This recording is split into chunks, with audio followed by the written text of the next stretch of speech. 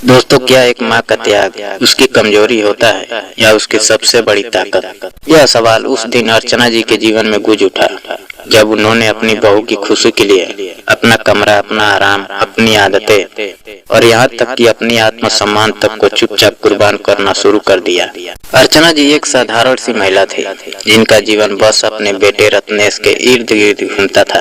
पति के गुजर जाने के बाद उन्होंने अकेले ही बेटे को पाला, पढ़ाया, बड़ा किया और आज उसी बेटे की शादी रज्जी से हुई थी। रज्जी सुंदर थी, पढ़ी लिखी थी और मायके से अच्छा खासा दहेज लेकर आई थी। अर्चना जी ने कभी बहू को पराया नहीं माना, हमेशा बेटी की तरह रखने की कोशिश की।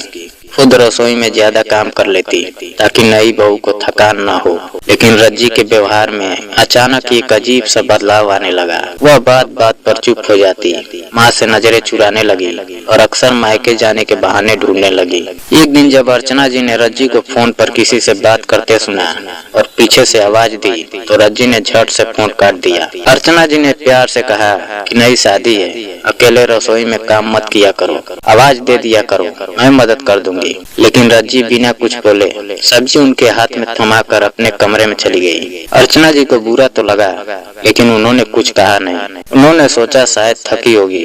पूरा खाना उन्होंने खुद बनाया और जब खाने के लिए बुलाया तो रज्जी ने सिर दर्द का बहाना बना दिया, दरवाजा तक नहीं खोला।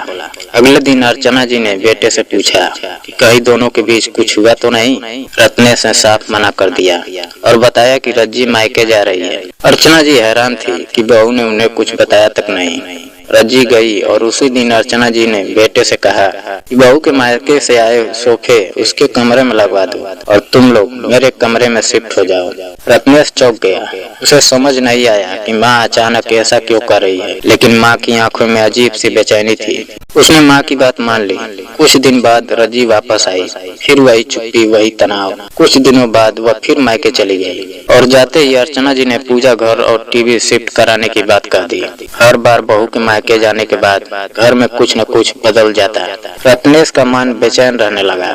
उसे लगने लगा कि उसकी माँ कुछ छिपा रही है। उसने देखा कि उसकी सास लता जी के फोन पर बार बार उसकी माँ के फोन में आते हैं। एक दिन उसने रिकॉर्डिंग सुन ली और उसके पैरों तले जमीन खिसक गई। रिकॉर्डिंग में उसकी सास उसकी माँ को गवार, लालची और पुरानी सोच की औरत कह रही थी। धमकी दे रही थी कि अगर बड़ा कमरा, दहेज का सारा सामान और हर सुविधा उनकी बेटी को नहीं मिली तो वह ससुराल नहीं आएगी।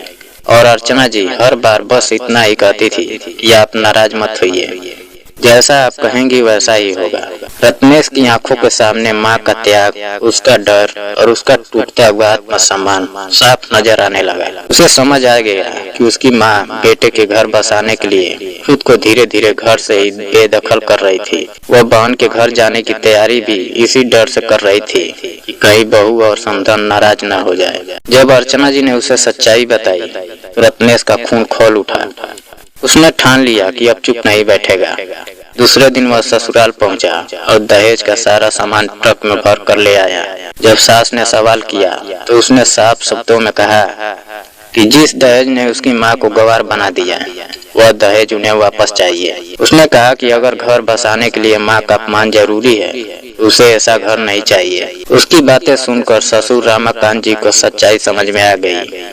उन्होंने अपने पत्नी को फटकारा और बेटी को समझाया।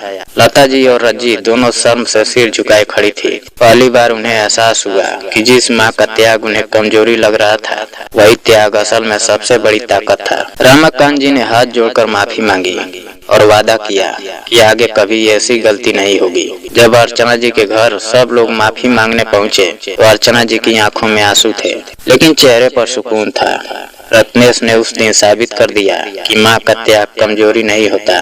कमजोरी होती है तो उस त्याग को चुपचाप सहते जाना और ताकत होती है समय पर उसके सम्मान के लिए खड़ा हो जाना।